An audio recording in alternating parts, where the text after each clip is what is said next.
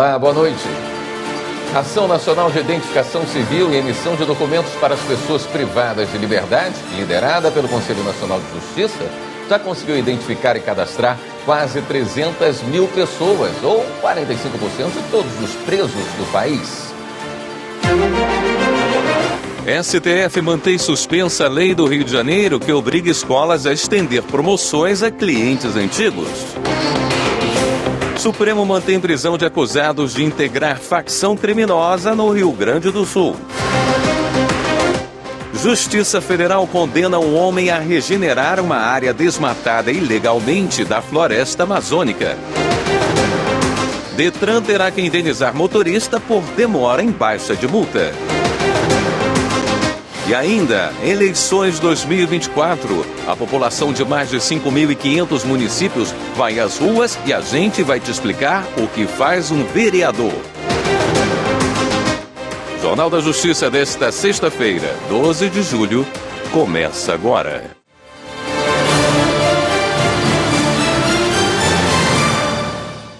Quase metade da população carcerária do Brasil já foi identificada com a emissão de documentos para pessoas presas. A iniciativa é um dos focos do programa Pena Justa, uma parceria do Conselho Nacional de Justiça e da União.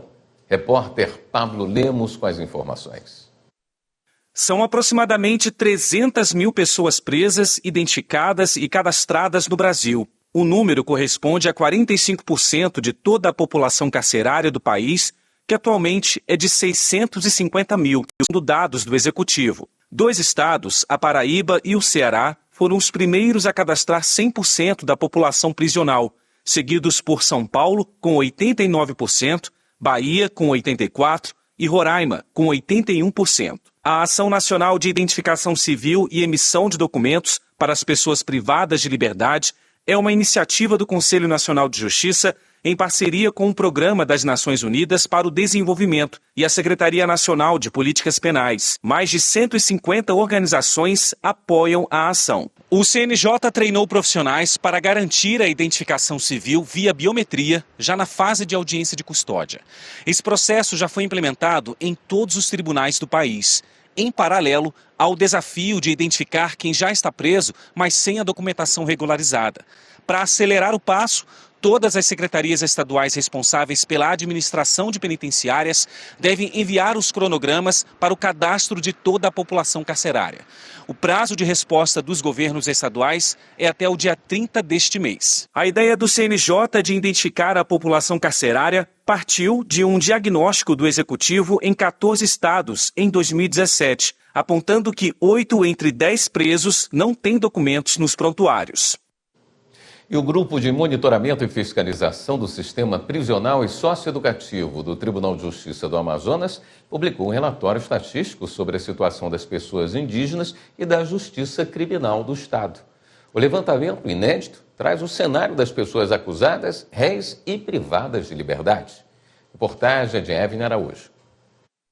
Segundo o IBGE, o quantitativo de indígenas no Brasil atualmente é de quase 1.700.000 pessoas. A maioria se concentra na região norte. O estado do Amazonas tem o maior percentual, com uma população de 420 mil indígenas. Das 10 cidades com as maiores populações originárias do país, 6 são do Amazonas: Manaus, São Gabriel da Cachoeira, Tabatinga, São Paulo de Olivença, Altazes e Tefé. O relatório aponta que os povos indígenas ainda são confrontados com uma série de violações de direitos e desafios sociais, políticos e econômicos, inclusive relacionados ao sistema de justiça criminal. E que o Amazonas, mesmo sendo o estado com a maior população indígena, enfrenta o desafio da invisibilidade das pessoas indígenas e a ausência de dados públicos sobre o encarceramento delas. Para tentar diminuir essa lacuna, o Grupo de Monitoramento e Fiscalização do Sistema Prisional e Socioeducativo do Tribunal de Justiça do Amazonas levantou as informações processuais e as reuniu em um documento que vai ajudar na elaboração de políticas judiciárias no Estado. Segundo o levantamento, são 174 processos ativos envolvendo indígenas, com 205 acusados. 20 pessoas estão com ações nos juizados especiais criminais e 185 na Justiça Comum. No universo de 205 indígenas, 128 tiveram a etnia identificada e 77 foram registradas sem informações sobre etnia. Vale destacar que a identificação das pessoas indígenas acusadas ou réis ocorre por meio da autodeclaração e pode ser realizada em qualquer fase do processo criminal. O relatório conclui que as experiências dos indígenas no sistema de justiça criminal ainda são frequentemente marcadas por desigualdades estruturais, falta de acesso a recursos legais adequados, discriminação racial e cultural, além de violações dos direitos humanos. Após a audiência de custódia, o Supremo manteve a prisão preventiva de 5 pessoas alvo de operação da Polícia Federal, que investiga o uso do sistema da Agência Brasileira de Inteligência, a ABIN, para monitorar de forma ilegal políticos e autoridades públicas. As prisões foram feitas nesta quinta-feira, com autorização do ministro Alexandre de Moraes. O STF decidiu manter a prisão preventiva de 3 homens investigados por participação em organização criminosa no Rio Grande do Sul.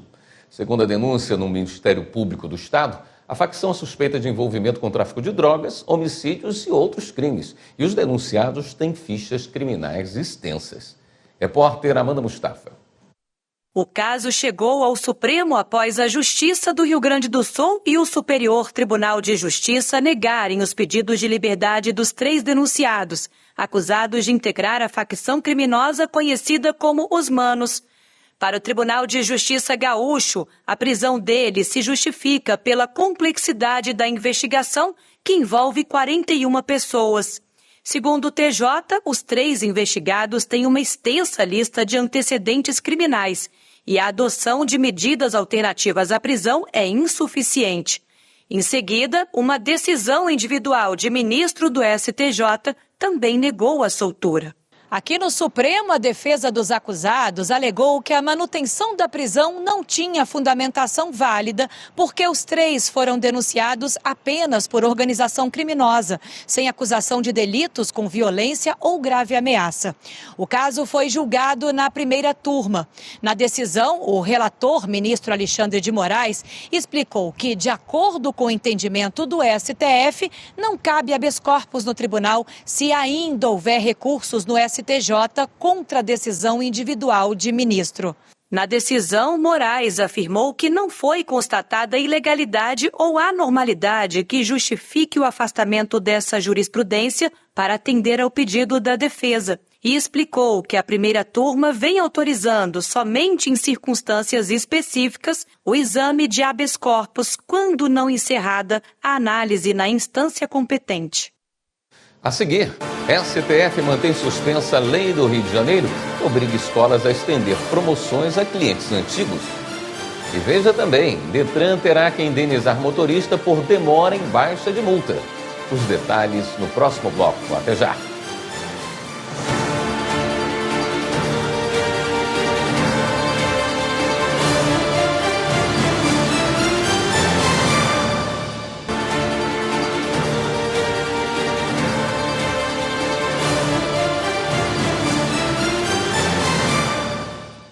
O Supremo manteve a suspensão de uma lei do Estado do Rio de Janeiro que obrigava as escolas e instituições privadas de ensino a darem aos alunos antigos os mesmos descontos oferecidos aos novos matriculados. As informações com Flávia Alvarenga. A decisão foi unânime no plenário virtual. A Corte confirmou a liminar dada pelo ministro Alexandre de Moraes. O ministro, relator da ação direta de inconstitucionalidade, suspendeu a lei fluminense em junho. A Confederação Nacional dos Estabelecimentos de Ensino apresentou a ação em maio deste ano. De acordo com o relator, a Lei do Rio tem regras conflitantes com o regime de preços dos serviços prestados pelas instituições de ensino privado, previsto em lei federal. Portanto, a lei fluminense extrapolou a competência. Nesta sexta-feira, a gente continua mostrando para você as decisões da Suprema Corte do primeiro semestre deste ano. O STF validou o repasse de dados telefônicos sem autorização judicial para investigações de crimes graves. A reportagem é de Marta Ferreira.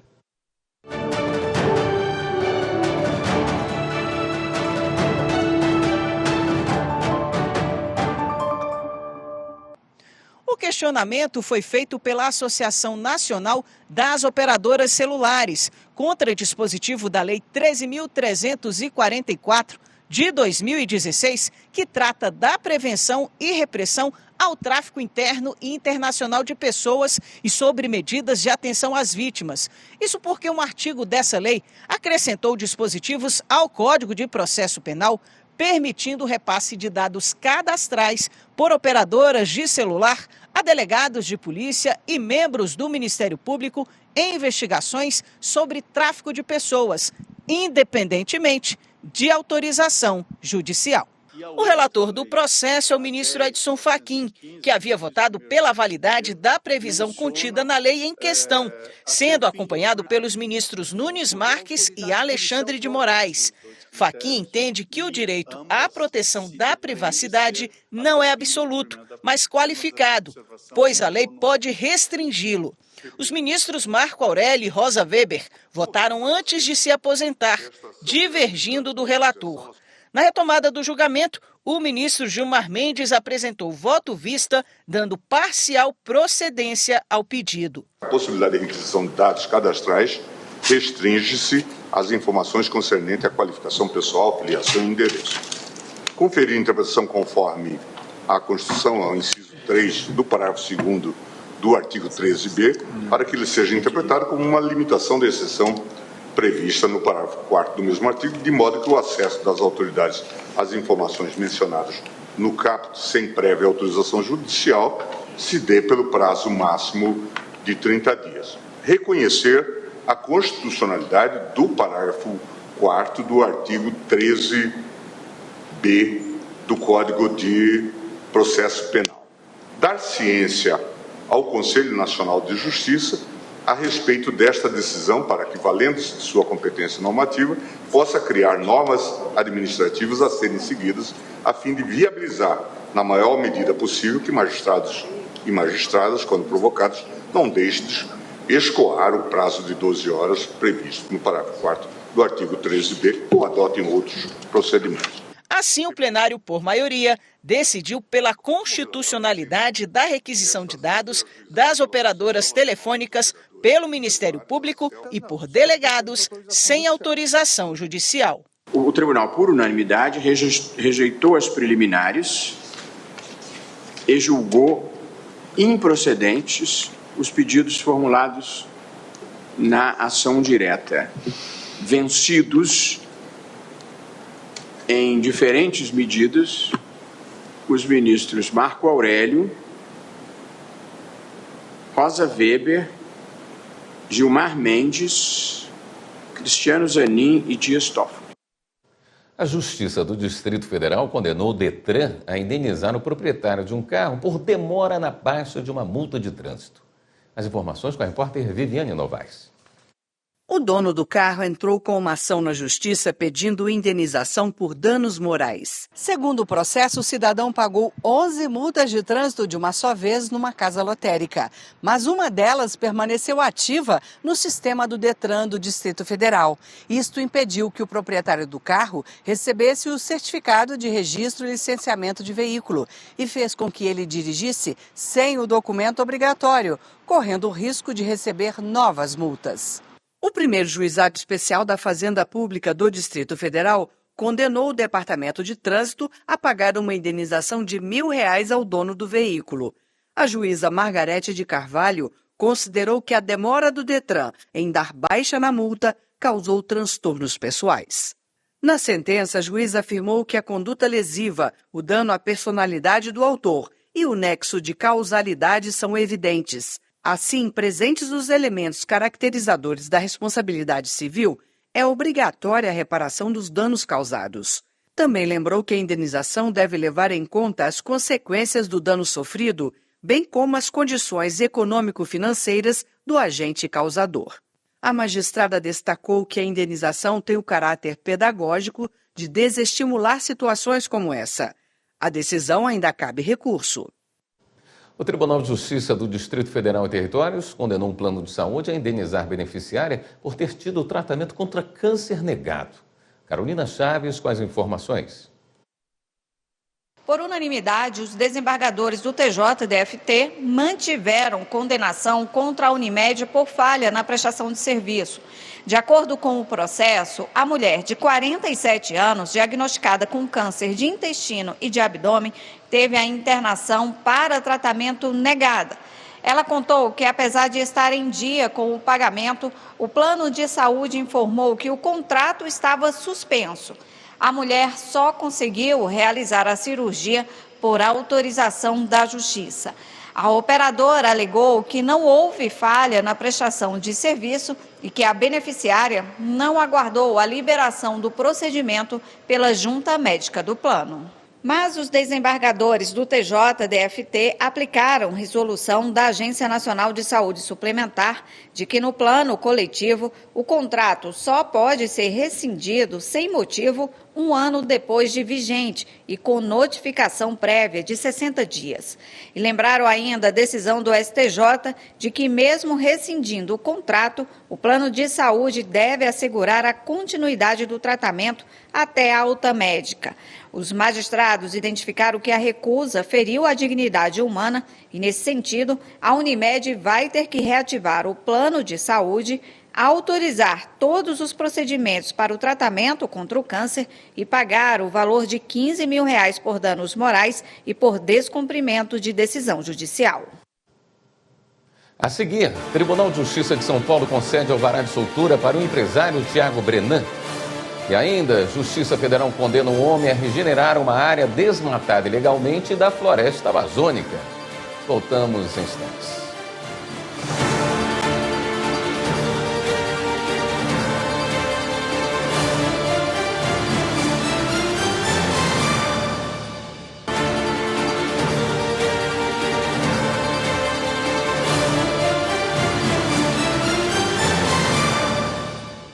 O Tribunal de Justiça de São Paulo concedeu um alvará de soltura para o empresário Tiago Brenan, referente ao caso de agressão a uma modelo numa academia.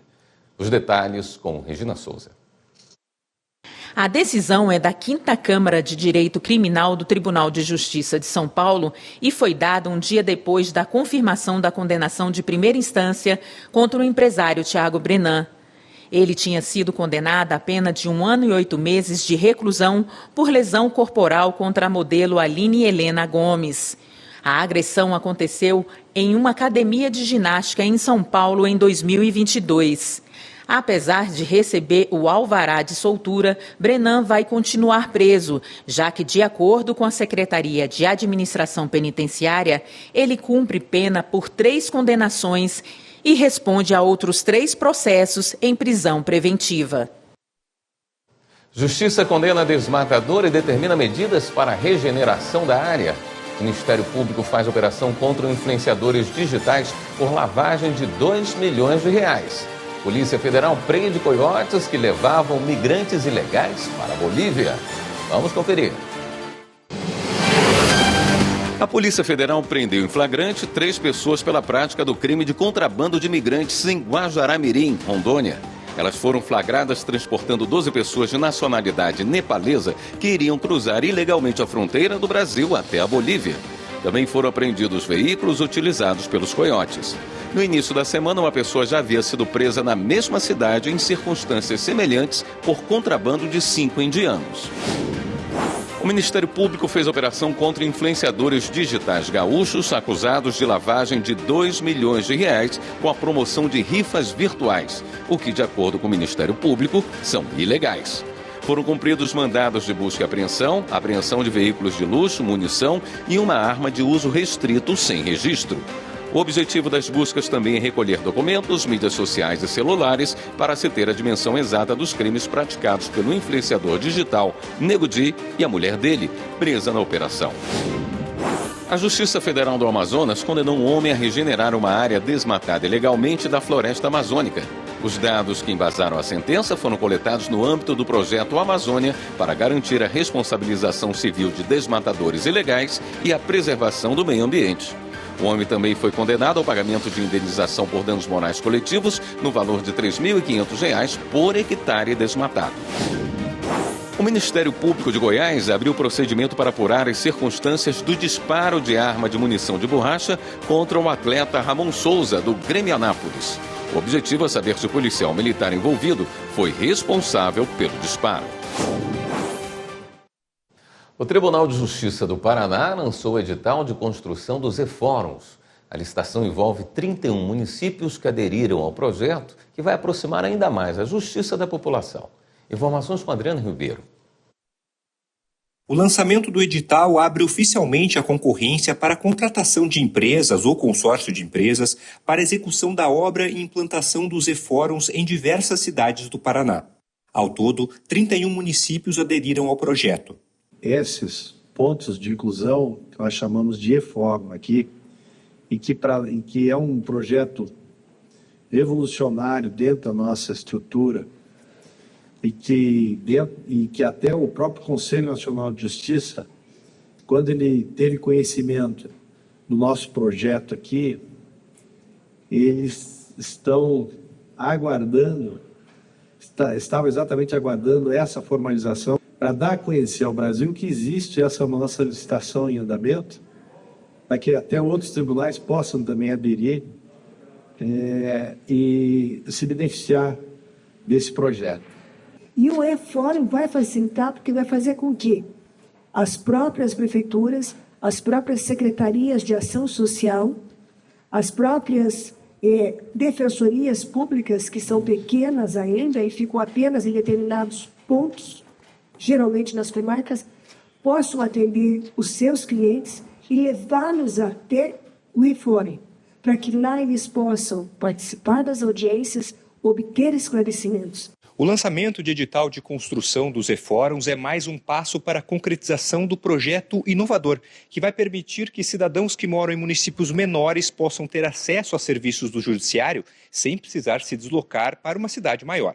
Trata-se de um projeto que é realmente inovador e que vai revolucionar a justiça, não só do estado do Paraná, como a justiça brasileira. Os e-fóruns terão uma construção modular. Na parte interna, serão equipados com computadores para que a população tenha acesso de forma online aos mesmos serviços oferecidos nos fóruns tradicionais. Além disso, o e-fórum vai permitir que outros órgãos públicos, como o TRE e OAB, ofereçam atendimentos no local. O e-fórum, portanto, ele aproxima o cidadão da justiça, ele aproxima o cidadão desse serviço público essencial de manutenção do Estado Democrático de Direito, e ele permite que a gente, enquanto servidor, enquanto magistrado, também temos uma sensação, eu diria, de pertencimento e uma sensação de alegria. Porque todo e qualquer juiz ou servidora, se sente realizado quando percebe que a jurisdição é exercida na plenitude. A sessão pública para análise das propostas das empresas que vão construir os e-fóruns está marcada para a primeira semana de outubro. Amanhã, 13 de julho, é o Dia Mundial de Conscientização e Sensibilização do Transtorno do Déficit de Atenção com Hiperatividade, o TDAH. Repórter Carolina Chaves mostra agora quais são os direitos das crianças e adolescentes com esse transtorno. Isaac tem 9 anos e está na 4ª série. Na alfabetização, a mãe dele começou a perceber uma dificuldade do filho em aprender e começou a investigar. Eu comecei a desconfiar logo quando ele começou no 1º ano, porque ele não conseguia acompanhar, não conseguia aprender o alfabeto.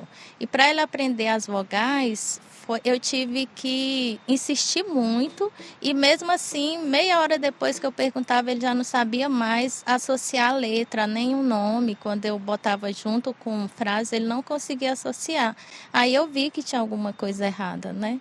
Após 2 diagnósticos que confirmaram o transtorno, Isaac conseguiu acompanhamento integral na escola. Ficou muito melhor.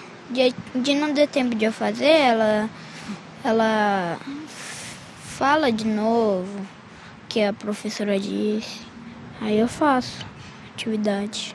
Um direito garantido por lei para crianças ou adolescentes com TDAH ou outros transtornos de aprendizagem e dislexia.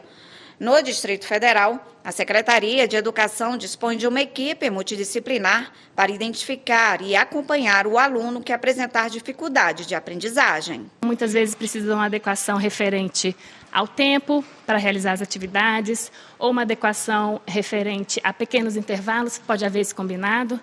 né?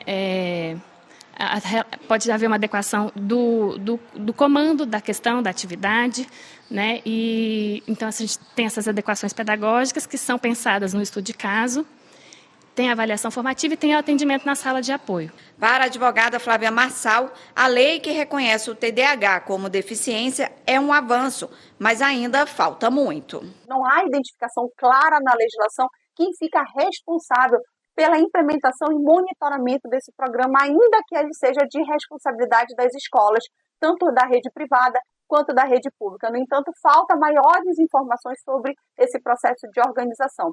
No mesmo sentido, nós temos num outro pilar a questão de ausência de especificação na legislação sobre a cobertura orçamentária. Portanto, pairam dúvidas ainda dentro da organização legislativa brasileira sobre quem financia e como deve ser o financiamento das políticas voltadas aos estudantes com TDAH, dislexia e outros transtornos do aprendizado. O TDAH é um transtorno do neurodesenvolvimento e começa a se manifestar antes dos 12 anos de idade. É uma condição permanente de desatenção, hiperatividade e impulsividade. E o diagnóstico é feito por uma equipe multidisciplinar que acompanha a rotina do paciente. O tratamento é com medicamento, psicoterapia comportamental e psicopedagogia.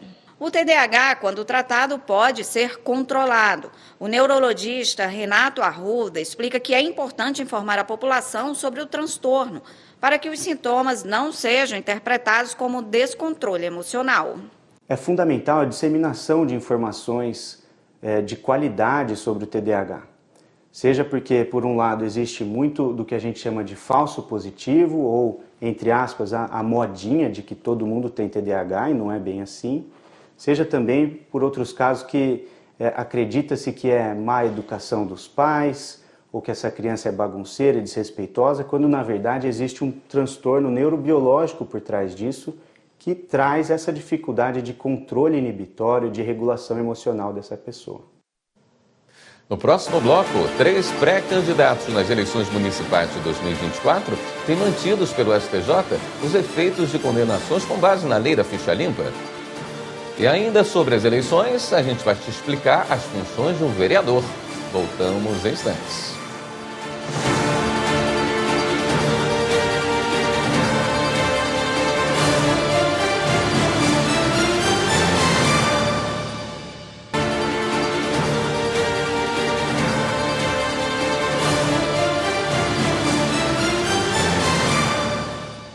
O Superior Tribunal de Justiça manteve os efeitos de condenações com base na lei da ficha limpa para 3 pré-candidatos nas eleições municipais deste ano. Quem tem as informações é o repórter Bruno Silveira.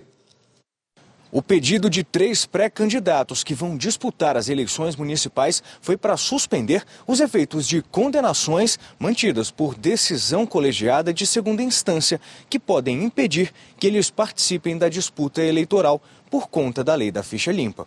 O vice-presidente do STJ, ministro Og Fernandes, no exercício da presidência, não conheceu dos pedidos apresentados. O primeiro pré-candidato foi condenado a 1 ano de reclusão em regime aberto, pois no último ano de mandato como prefeito de Ibiúna, São Paulo, em 2016, ordenou despesas que não podiam ser pagas no mesmo exercício financeiro. Já no segundo caso, houve a condenação de um político a 2 anos e 8 meses de detenção em regime semiaberto por fraude em licitação. E quanto ao terceiro pré-candidato, ele foi condenado a 2 anos de reclusão em regime aberto pela prática de peculato quando era vereador de Itabirito, Minas Gerais, no ano de 2011. Ao não conhecer do pedido dos pré-candidatos, o ministro Og Fernandes concluiu que não é o caso de análise antecipada sobre a suspensão das condenações em nenhuma das 3 situações. O Superior Tribunal de Justiça negou liberdade a um prefeito preso numa operação por fraudes em licitações. Repórter Marina Campos. O vice-presidente do STJ, ministro Og Fernandes, no exercício da presidência, negou a liminar em habeas corpus que pedia a revogação da prisão do prefeito afastado do município de Cocal do Sul, em Santa Catarina, alvo na operação Fundraising. As investigações requisitadas pelo Ministério Público de Santa Catarina sugerem que o investigado faz parte de uma organização criminosa que utiliza empresas de fachada para enriquecimento ilícito por meio de fraude a licitações. Como parte do esquema, prefeitos de municípios catarinenses garantiriam a essas empresas resultados favoráveis nas concorrências, recebendo vantagens financeiras. Segundo o vice-presidente do STJ, ministro Og Fernandes, os elementos apurados até o momento indicam a possível consumação de relevante prejuízo por fraudes licitatórias contra diversos municípios de Santa Catarina, que ultrapassa dezenas de milhões de reais. Ao negar a liminar, o ministro ressaltou que foram expressamente apontados os motivos que justificaram a medida adotada pelo Tribunal de Justiça de Santa Catarina. Neste ano, a população de mais de 5.500 municípios vai escolher os próximos representantes do poder legislativo da cidade. E você sabe o que faz um vereador? Quem explica é a repórter Amanda Mustafa. Ele é o político que atua mais próximo da comunidade, tem a missão de fiscalizar os trabalhos da prefeitura e ajudar a aprovar leis que vão mexer diretamente com o cidadão.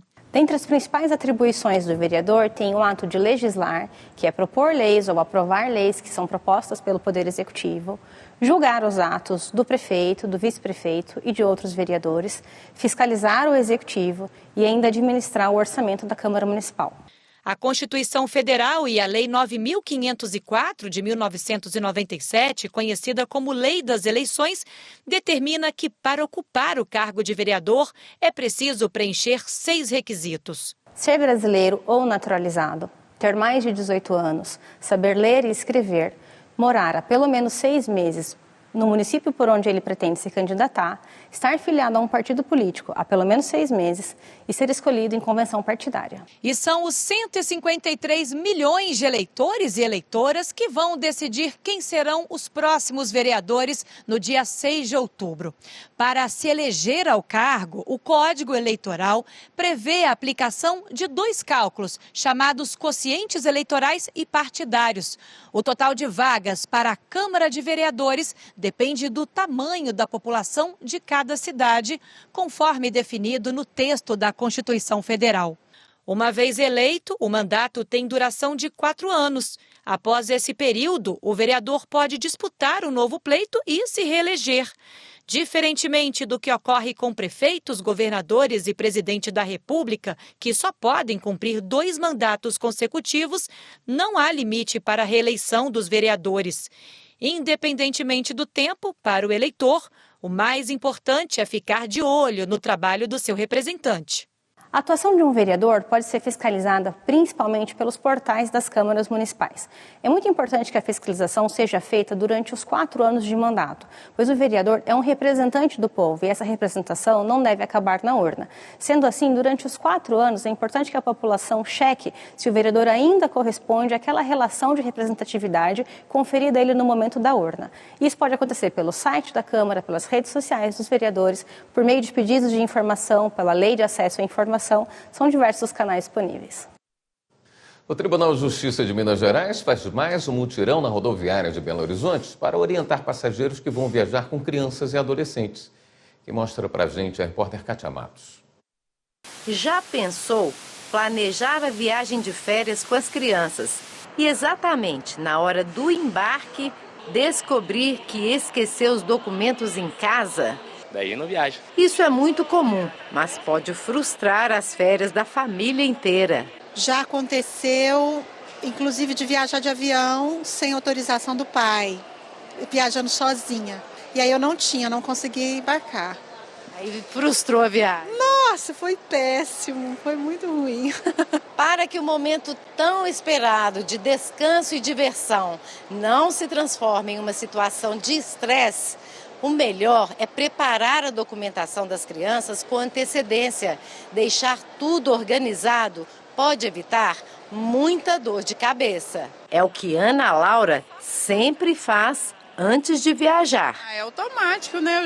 Sempre que a gente vai viajar, eu já separo já para não dar problema depois. E a Elisângela criou uma forma de não perder e nem esquecer os documentos do filho. Eu deixo tudo dentro do cartão de vacina dele. Na rodoviária de Belo Horizonte, um mutirão realizado pelas varas cíveis da infância e juventude busca orientar pais e responsáveis sobre as regras para viagens de crianças e adolescentes. São seus filhos? São. Você estão com a documentação para isso aí? Estão. Apesar de todas as nossas divulgações, ainda esquecem de trazerem os documentos ou também trazem os documentos errados, né? Cópias simples, às vezes certidões, identidades infantis. Então a gente ainda tem esse problema. O Estatuto da Criança e do Adolescente e uma resolução do CNJ, o Conselho Nacional de Justiça, determinam critérios para a viagem de crianças e adolescentes. Dentro do país e acompanhados dos pais ou responsáveis, é necessário apresentar a certidão de nascimento ou a carteira de identidade para os maiores de 12 anos. Tios e avós são considerados responsáveis, mas têm que comprovar o parentesco. Os adolescentes acima de 16 anos podem viajar sozinhos, mas precisam portar documento oficial com foto ou cópia autenticada. A regra é válida para viagens de ônibus ou de avião. Para voos internacionais, menores de 18 anos só podem viajar sem autorização se acompanhados pelo pai e pela mãe. Se for só com um deles, é obrigatório apresentar a autorização reconhecida em cartório. A legislação, quando exige esse tipo de controle, a finalidade é fortalecer o sistema de proteção e, com isso, reduzir riscos para crianças e adolescentes. Então, não é possível ter soluções contornáveis para relativizar aquilo que a lei traz como proteção fundamental para crianças e adolescentes. A Poliana agora já sabe. Tudo com antecedência, para curtir bem as férias. A regularização fundiária é o processo essencial para reconhecer legalmente a propriedade de um imóvel, garantindo segurança jurídica e a tranquilidade da população. Em Rondônia, o Tribunal de Justiça está atento a esse cenário. Repórter Daniele Gomes. Para orientar a população sobre os benefícios da regularização fundiária, acontece a campanha Quem Não Registra Não é Dono. A ação é realizada pelo Comitê Interinstitucional de Regularização Fundiária, do qual faz parte o Tribunal de Justiça de Rondônia, por meio da Corregedoria Geral da Justiça.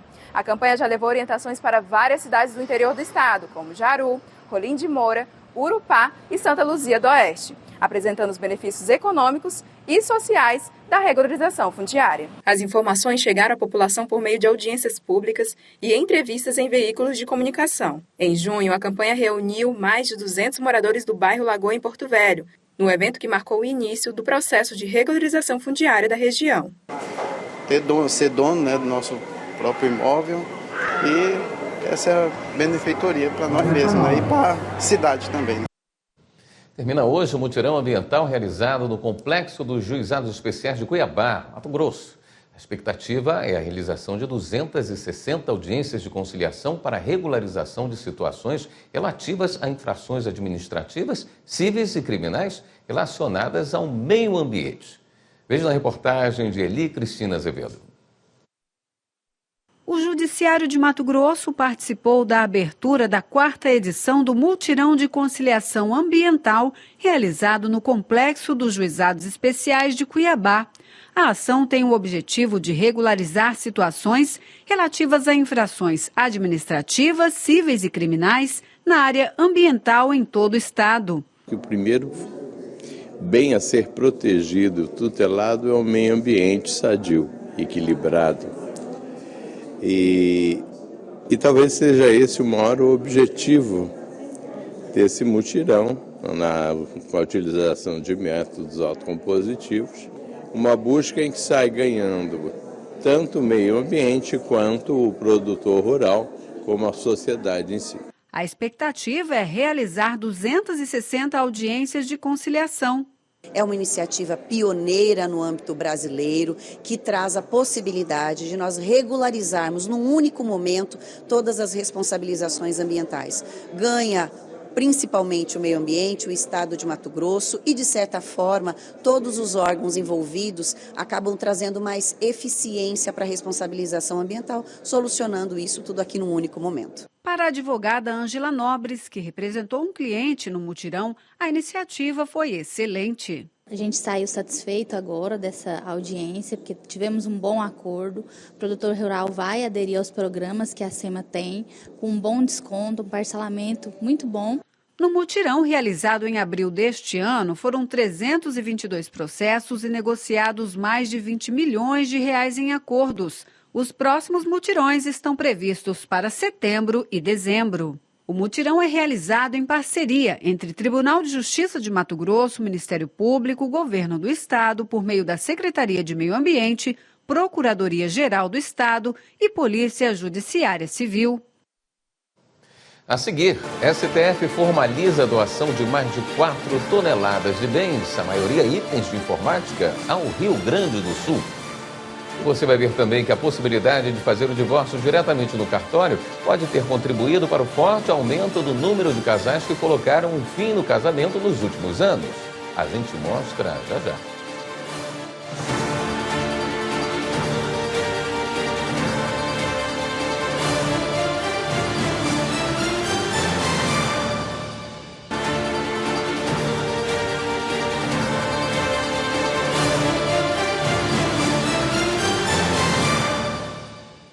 O Supremo Tribunal Federal formalizou a doação de mais de 4 toneladas de bens de seu patrimônio, maioria itens de informática, ao estado do Rio Grande do Sul.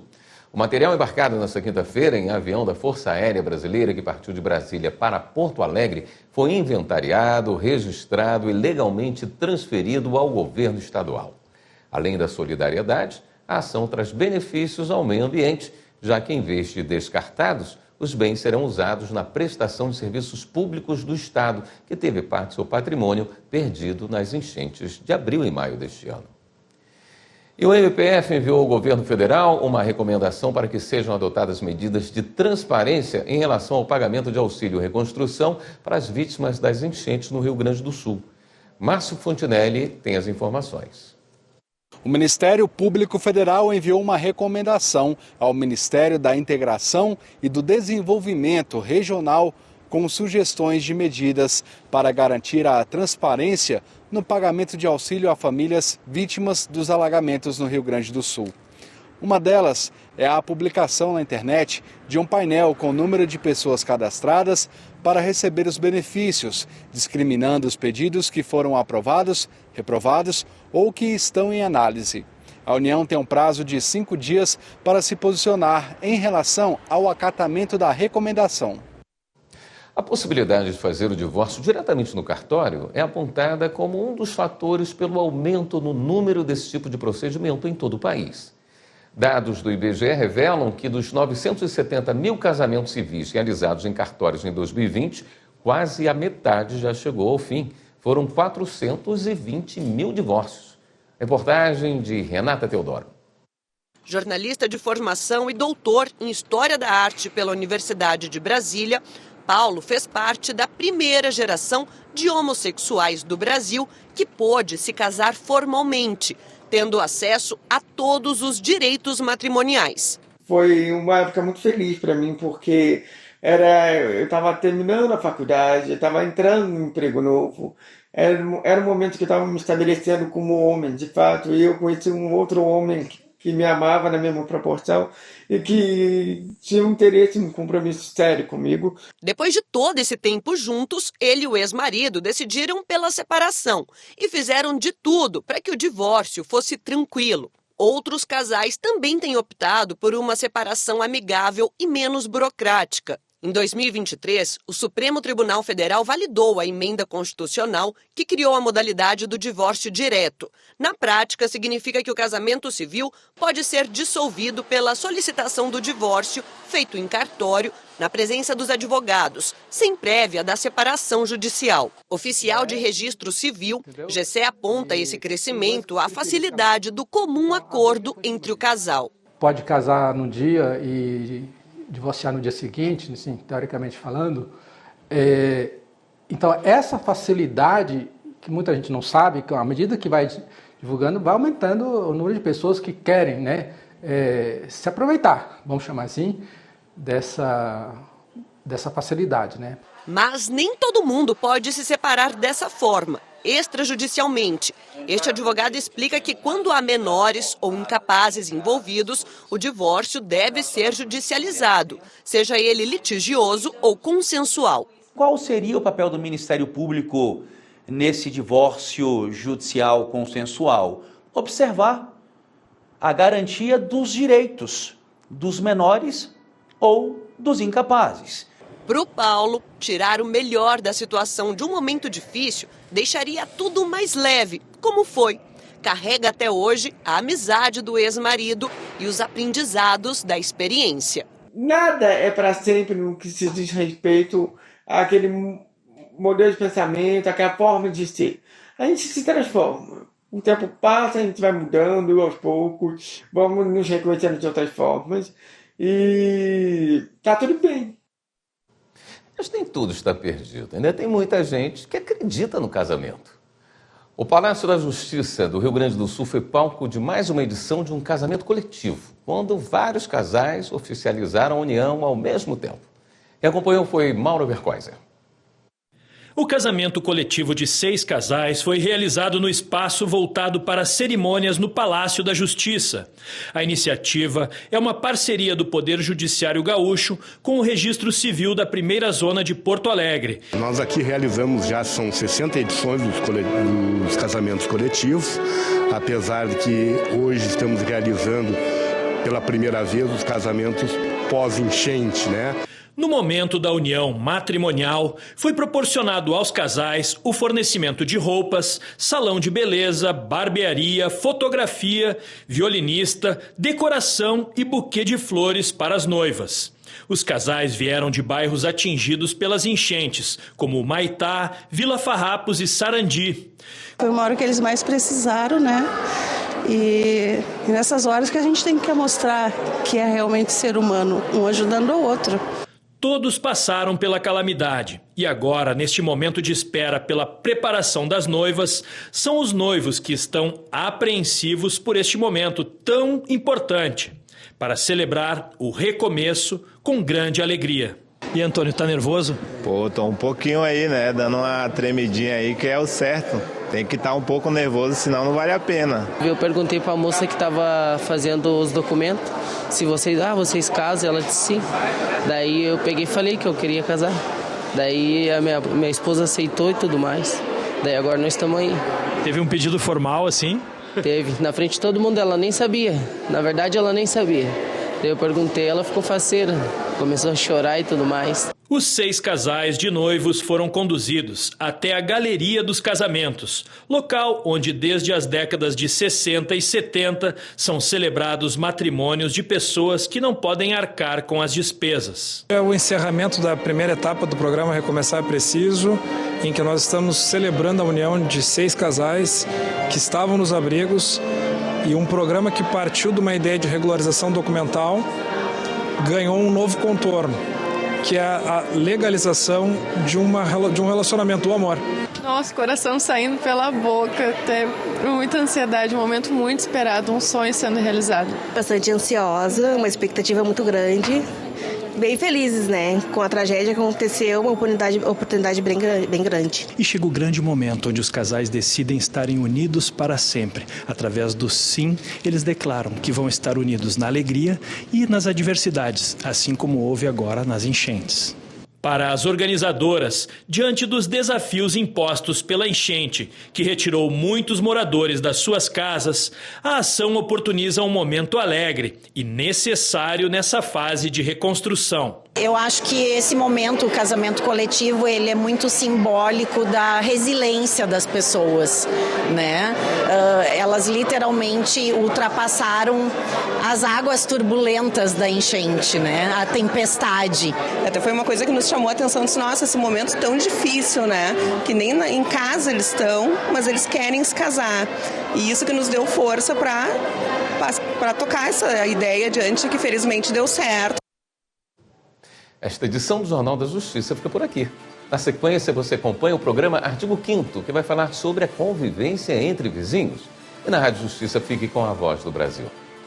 E a gente se despede com as imagens marcantes que você viu ao longo da semana aqui no JJ. Para você, uma boa noite e até segunda.